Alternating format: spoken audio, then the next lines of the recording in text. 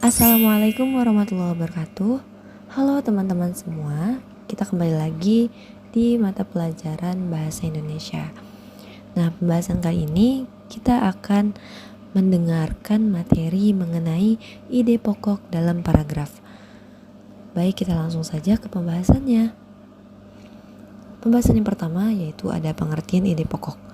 Jadi yang dimaksud dengan ide pokok yaitu ialah ide atau gagasan yang menjadi pokok pengembangan paragraf. Ide pokok ini terdapat dalam kalimat utama. Nah, nama lain dari ide pokok ini merupakan gagasan utama atau gagasan pokok. Dalam suatu paragraf itu hanya ada satu ide pokok. Selanjutnya, ada fungsi dan ciri ide pokok. Nah, fungsi ide pokok itu memberikan penjelasan dari inti suatu bacaan atau paragraf sehingga pembaca dapat dengan mudah memahami paragraf tersebut. Kalau ciri-ciri dari ide pokok yaitu yang pertama, memiliki kalimat pendukung atau kalimat pengembang atau penjelasan. Yang kedua, ada yang mendukung, baik itu berupa penjelasan atau alasan yang menguatkannya. Dan yang ketiga, inti dari sebuah paragraf atau pusat pembahasan. Lalu gimana sih cara kita menentukan ide pokok? Jadi cara menentukan ide pokok secara garis besar itu yaitu sesuai dengan jenis paragrafnya. Yang pertama, paragraf yang memiliki kalimat utama. Cara menentukan ide pokok paragraf yang memiliki kalimat utama itu sangat mudah, yaitu dengan mengambil isi kalimat utama itu sendiri. Yang kedua, letak kalimat utama. Di mana letak kalimat utama itu terletak, disitulah terletak pula ide pokoknya. Dan yang ketiga, memberikan pertanyaan tentang isi paragraf atau memberikan pertanyaan yang berkaitan dengan isi paragraf. Misal, dengan menggunakan kata apa, siapa, di mana, sehingga nanti akan menemukan kalimat utamanya. Selanjutnya, aku akan membacakan contoh paragraf dengan kalimat utama. Indonesia memiliki kekayaan alam yang sangat melimpah. Kekayaan alam tersebut terdiri dari kekayaan alam yang bersumber dari darat, laut, dan dari dalam perut bumi. Kekayaan alam yang bersumber dari darat misalnya hasil hutan.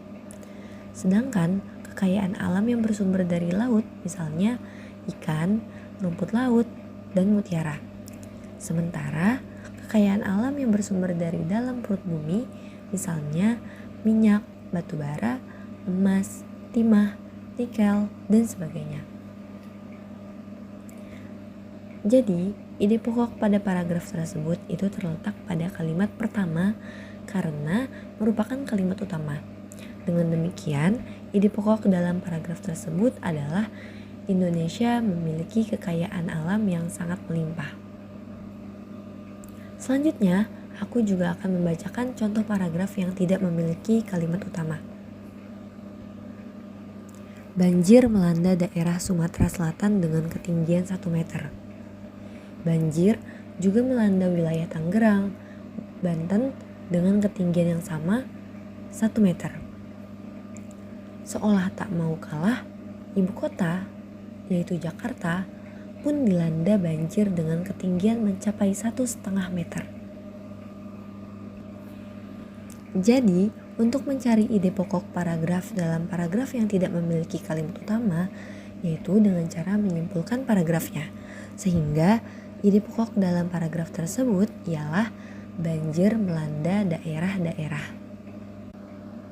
Oke teman-teman, jadi itu materi yang dapat aku sampaikan. Jadi gimana nih? Apa sudah mengerti cara menentukan ide pokok?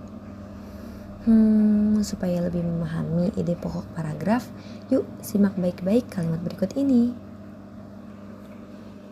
Banjir sudah menjadi hal yang biasa di kota Jakarta. Hal tersebut disebabkan oleh banyak faktor. Pertama, sungai atau saluran-saluran irigasi tidak berfungsi dengan baik. Kedua, pendangkalan sungai dan sulitnya proses normalisasi sungai.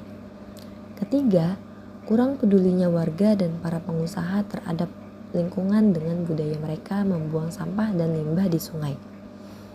Terakhir, pembangunan gedung, jalan, dan bangunan lainnya yang membuat tanah susah menyerap air. Selain itu, Pepohonan hijau juga menjadi berkurang dan menyebabkan keseimbangan alam terganggu sehingga menjadi banjir. Menurut teman-teman, apa sih ide pokok dari paragraf yang dibacakan?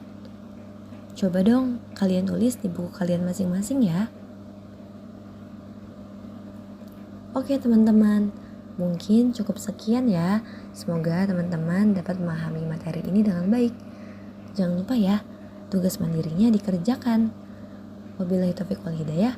Wassalamualaikum warahmatullahi wabarakatuh.